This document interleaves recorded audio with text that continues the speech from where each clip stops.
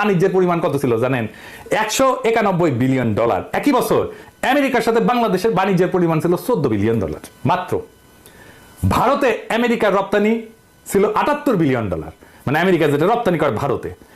বাংলাদেশে আমেরিকার রপ্তানি ছিল $3 বিলিয়নেরও কম, 3 বিলিয়নেরও পৌঁছাতে পারে নাই।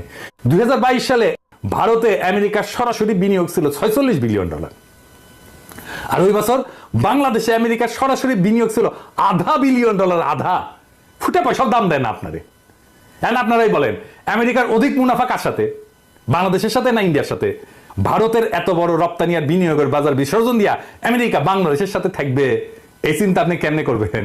ধুর পটান আমাদেরকে, আমরা বুঝি না। আমেরিকা কখনো আপনারে পাত্তা দিবে? কখনো ভারতের উপরে দিবে না।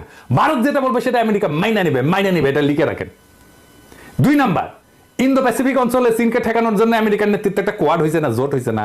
ওইটাতে ভারত